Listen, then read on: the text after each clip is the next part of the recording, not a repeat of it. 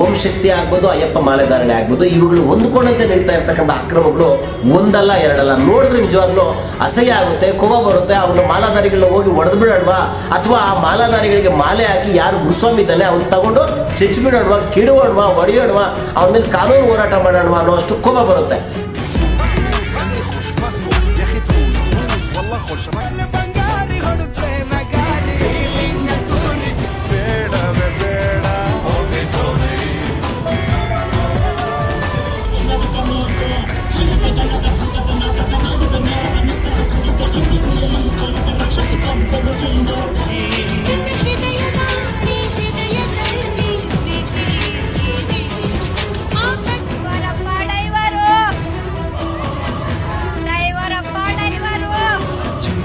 జింగి చక్క కుచ్చు కుచ్చు టూవి టూవి తననం గిల్గిలకి తన్నం బుల్బులకి ದಿದ್ದಿರಿ ದಿದ್ದಿರಿ ದಿದ್ದಿರಿ ತೈ ಕಡಲಲ್ಲಿ ಬಿಟ್ಟರೋ.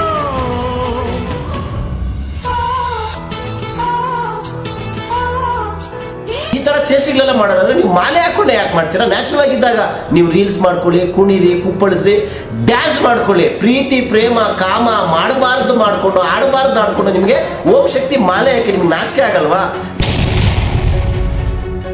ಧರ್ಮದ ಬಗ್ಗೆ ನೀವು ಆಡಿದ್ದ ಆಟ ಮಾಡಿದ್ದೇ ಮಾಡ್ತಾ ಹೋದ್ರೆ ನಿಜವಾಗ್ಲೂ ಸಂಘಟನೆಗಳು, ದೊಡ್ಡ ಮಟ್ಟದ ಸಂಘಟನೆಗಳು ಎಚ್ಚೆತ್ಕೊಳ್ಬೇಕಾಗುತ್ತೆ. ಈ ರೀತಿಯ ಆಕ್ರಮಗಳು ದೇವರು ಮಾಲೆ ಹೆಸರಲ್ಲಿ ಒಂದು ಮಾಲೆಗೆ 200-300 ಚಾರ್ಜ್ ಮಾಡ್ತಕ್ಕಂಥ ನೀವು ತಿಂಗಳಿಗೆ ಎಷ್ಟು ಜನ ಮಾಲೆ ಹಾಕ್ತಾರೆ? ಅದರದ್ದು ಲೆಕ್ಕ ಯಾರು ಕೊಡ್ತೀರಿ? ಒಂದು ತಾಲೂಕಲ್ಲಿ ಎಷ್ಟಾಗುತ್ತೆ, ಜಿಲ್ಲೆಯಲ್ಲಿ ಎಷ್ಟಾಗುತ್ತೆ, ರಾಜ್ಯಕ್ಕೆ ಎಷ್ಟಾಗುತ್ತೆ? ಈ ರೀತಿಯ ಅಕ್ರಮಗಳು ನಡೀತಾ ಇದ್ರು ಯಾಕೆ ಮಾಲಾಧಾರಿಗಳಾಗ್ತಕ್ಕಂಥ ಗುರುಸ್ವಾಮಿಗಳು ಲೆಕ್ಕ ಯಾರು ಕೊಡ್ತಾ ಇದ್ದೀರಾ? ಎಲ್ರಿಗೂ ನಮಸ್ಕಾರ. ಹಿಂದೂ ಧರ್ಮದಲ್ಲಿ ಧಾರ್ಮಿಕ ಆಚರಣೆಗಳಿಗೆ, ವಿಚಾರಗಳಿಗೆ, ಪದ್ಧತಿಗಳಿಗೆ, ಆಚಾರಗಳಿಗೆ, ರೂಢಿಗಳಿಗೆ, ಸಂಪ್ರದಾಯಗಳಿಗೆ, ವಿಧಿವಿಧಾನಗಳಿಗೆ ಅದರದೇ ಆದ ಮಹತ್ವ ಇರುತ್ತೆ. ಶಾಸ್ತ್ರ, ಹಿರಿಯರು, ಗುರುಗಳು ಅವರ ಮಾರ್ಗದರ್ಶನದಲ್ಲಿ ವ್ರತಧಾರಿಗಳು, ಅದು ಅಯ್ಯಪ್ಪ ಮಾಲೆಧಾರಣೆ ಆಗಿರ್ಬೋದು, ಓಂ ಶಕ್ತಿ ಮಾಲೆ ಆಗಿರ್ಬೋದು, ಮುರುಗನ್ ಮಾಲೆ, ಈ ಥರದ್ದು ದಕ್ಷಿಣ ಭಾರತದಲ್ಲಿ ಈ ರೀತಿಯ ಪ್ರಕಾರಗಳು ಜಾಸ್ತಿ ಫೇಮಸ್ಸು.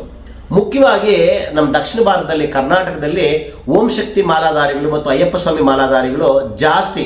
ನವೆಂಬರ್ ಡಿಸೆಂಬರ್ ತಿಂಗಳಲ್ಲಿ ಅಯ್ಯಪ್ಪ ಸ್ವಾಮಿ ಮಾಲಾಧಾರಿಗಳಾದರೆ ಓಂ ಶಕ್ತಿ ಮಾಲಾಧಾರಿಗಳು ಸಹ ಇದೇ ಕಾಲಘಟ್ಟದಲ್ಲಿ ಮಾಲೆ ಹಾಕ್ಕೊಂಡು 3 ದಿನ, 5 ದಿನ, 9 ದಿನ, 21 ದಿನ ಓಂ ಶಕ್ತಿ ಮಾಲಾಧಾರಿಗಳು ಮಾಲೆ ಹಾಕ್ಕೊಂಡು ತುಂಬ ಶುಭ್ರವಾಗಿ, ಏನೋ ಕೆಂಪು ಬಟ್ಟೆ ಧರಿಸಿ ತುಂಬ ಶುಭ್ರವಾಗಿ ಬೆಳಿಗ್ಗೆ ಎದ್ದು ತಣ್ಣೀರು ಸ್ನಾನ ಮಾಡಿ ಸಸ್ಯಾಹಾರವನ್ನು ಸೇವಿಸ್ತಾ, ಮಾಂಸಾಹಾರವನ್ನು ತ್ಯಜಿಸಿ, ಕೋಪ, ಕ್ರೋಧ, ಮದ, ಮತ್ಸರಗಳ ಎಲ್ಲವನ್ನು ಬಿಟ್ಟು, ದ್ವೇಷ, ಅಸೂಯೆ, ಈ ಎಲ್ಲ ರಾಗದ್ವೇಷಗಳನ್ನು ಬಿಟ್ಟು ತುಂಬ ತಾಳ್ಮೆಯಿಂದ ಮನಸ್ಸನ್ನು ಶುಭ್ರವಾಗಿಟ್ಕೊಂಡು ದೇವನಾಮ ಸ್ಮರಣೆಯಲ್ಲಿ ಇವರು ಆಧ್ಯಾತ್ಮದ ಕಡೆಗೆ, ದೇವರ ಕಡೆಗೆ, ಓಂ ಶಕ್ತಿ ಜಗನ್ಮಾತೆಯ ಕಡೆಗೆ ಭಕ್ತಿಯನ್ನು ತಮ್ಮನ್ನು ತಾವು ಅರ್ಪಿಸ್ಕೊಂಡು ಭಜನೆ, ಭಕ್ತಿ, ವ್ರತ ಆ ಕಡೆ ಹೆಚ್ಚು ಗಮನ ಕೊಡ್ತಾರೆ. ಆದರೆ ಓಂ ಶಕ್ತಿ ಆಗ್ಬೋದು, ಅಯ್ಯಪ್ಪ ಮಾಲೆಧಾರಣೆ ಆಗ್ಬೋದು, ಇವುಗಳು ಹೊಂದ್ಕೊಂಡಂತೆ ನಡೀತಾ ಇರ್ತಕ್ಕಂಥ ಅಕ್ರಮಗಳು ಒಂದಲ್ಲ ಎರಡಲ್ಲ. ನೋಡಿದ್ರೆ ನಿಜವಾಗ್ಲೂ ಅಸಹ್ಯ ಆಗುತ್ತೆ, ಕೋಪ ಬರುತ್ತೆ. ಅವನ ಮಾಲಾಧಾರಿಗಳನ್ನ ಹೋಗಿ ಹೊಡೆದು ಬಿಡೋಣವಾ, ಅಥವಾ ಆ ಮಾಲಾಧಾರಿಗಳಿಗೆ ಮಾಲೆ ಹಾಕಿ ಯಾರು ಗುರುಸ್ವಾಮಿ ಇದ್ದಾನೆ ಅವ್ನು ತಗೊಂಡು ಚೆಚ್ಚಿಬಿಡೋಣವಾ, ಕಿಡುವೋಣವಾ, ಹೊಡೆಯೋಣವಾ,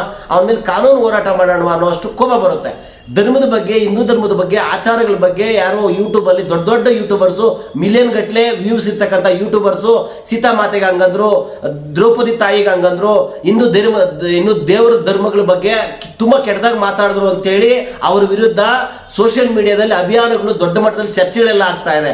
ಇಂತಹ ಮಾಲಾಧಾರಿಗಳು ಮಾಲೆ ಹಾಕೊಂಡು ಓಂ ಶಕ್ತಿ ಆಗಲಿ, ಅಯ್ಯಪ್ಪ ಮಾಲೆಧಾರಿ ಆಗಲಿ ಮಾಡಬಾರ್ದು ಮಾಡಿದಾಗ ಅವುಗಳ ಮೇಲೆ ಆ ಗುರುಸ್ವಾಮಿ ಯಾರಿರ್ತಾನಲ್ಲ ಅವನು ಕಟ್ಟುನಿಟ್ಟಾಗಿ ಕ್ರಮ ಜರುಗಿಸಬೇಕು. ಈ ಥರದವ್ರಿಗೆ ಮಾಲೆ ಹಾಕ್ಬಾರ್ದು. ಮತ್ತು ಆ ವ್ರತಧಾರಣೆ ಮಾಡಬೇಕು ಅಂದರೆ ಈ ಥರ ಚೇಷ್ಟೆಗಳೆಲ್ಲ ಮಾಡೋದಾದ್ರೆ ನೀವು ಮಾಲೆ ಹಾಕೊಂಡೆ ಯಾಕೆ ಮಾಡ್ತೀರಾ? ನ್ಯಾಚುರಲ್ ಆಗಿದ್ದಾಗ ನೀವು ರೀಲ್ಸ್ ಮಾಡ್ಕೊಳ್ಳಿ, ಕುಣಿರಿ, ಕುಪ್ಪಳಿಸ್ರಿ, ಡ್ಯಾನ್ಸ್ ಮಾಡ್ಕೊಳ್ಳಿ. ಪ್ರೀತಿ, ಪ್ರೇಮ, ಕಾಮ ಮಾಡಬಾರ್ದು ಮಾಡ್ಕೊಂಡು, ಆಡಬಾರ್ದು ಆಡ್ಕೊಂಡು ನಿಮಗೆ ಓಂ ಶಕ್ತಿ ಮಾಲೆ ಹಾಕಿ ನಿಮ್ಗೆ ನಾಚಿಕೆ ಆಗಲ್ವಾ?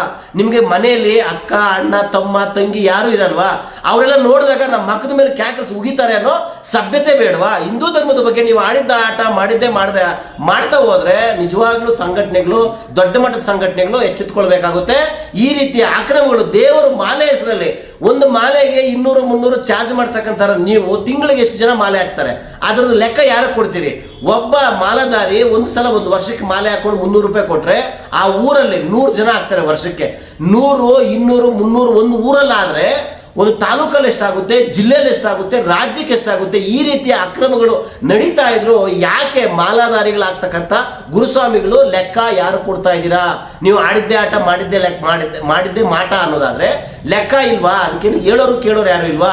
ಈ ರೀತಿಯ ಅಕ್ರಮಗಳಿಗೆ ಬ್ರೇಕ್ ಹಾಕಬೇಕು. ನೀವು ಮಾಲೆ ಹಾಕೊಂಡೇನಾದ್ರೂ ಮಾಡಬಾರ್ದು ಮಾಡಿ ರೀಲ್ಸ್ ಮಾಡಿ ಡ್ಯಾನ್ಸ್ ಮಾಡಿ ಬೀರ್ ಬಾಟ್ಲ್ ಇಟ್ಕೊಂಡು ಕುಣಿದು ಅಯ್ಯಪ್ಪ ಮಾಲಾಧಾರಿಗಳು ಹಾಕೊಂಡು ದೇವಸ್ಥಾನದ ಮುಂದೆ ರೀಲ್ಸ್ ಮಾಡ್ತೀರಿ, ನಿಮ್ಗೆ ನಾಚಿಕೆ ಆಗಲ್ವಾ? ಓಂ ಶಕ್ತಿ ಮಾಲೆ ಹಾಕೊಂಡು ರೀಲ್ಸ್ ಮಾಡ್ಕೊಂಡು ಕುಡಿದು ಕುಪ್ಪಳಿಸ್ಕೊಂಡು ಆಡಬಾರ್ದೆಲ್ಲ ಆಡ್ತಿರಲ್ಲ ನೀವು. ಆ ಸಮುದ್ರ ತೀರದಲ್ಲಿ ಒಬ್ಬ ಹುಡುಗ 4-5 ಜನ ಹೆಣ್ಮಕ್ಳು ಓಂ ಶಕ್ತಿ ಮಾಲಾಧಾರಿಗಳು, ಇನ್ನೊಬ್ಬ ಪ್ರೀತಿ ಪ್ರೇಮ ಪ್ರಣಯ ಅಂತೇಳಿ ಮಾತಾಡ್ತಾನೆ. ಅವ್ನು ಎತ್ಕೊಂಡು ಇವ್ರು ತೂಕೊಂಡೋಗಿ ಎತ್ಕೊಂಡೋಗಿ ನೀರಲ್ಲಿ ಬಿಸಾಕೋದು. ಈ ರೀತಿ ಮಾಡೋಕ್ಕಾದ್ರೆ ನಿಮ್ಗೆ ಮಾಲೆ ಯಾಕೆ ಹಾಕ್ಬೇಕು? ದೇವರು ಧರ್ಮ ಆ ಹೆಸರಲ್ಲಿ ಯಾಕೆ ನೀವು ಈ ಥರ ಮಾಡಬಾರ್ದು ಮಾಡ್ತೀರಿ? ನೀವು ಯಾರೇ ಆಗಲಿ, ಓಂ ಶಕ್ತಿ ಹೆಸರಲ್ಲಾಗಲಿ ಅಯ್ಯಪ್ಪ ಮಾಲಾಧಾರಿ ಹೆಸರುಗಳಲ್ಲಾಗಲಿ ಮಾಡಬಾರ್ದು ಮಾಡಿದ್ರೆ ಹಿಂದೂ ಸಂಘಟನೆಗಳು ಎಚ್ಚೆತ್ಕೊಳ್ಬೇಕು.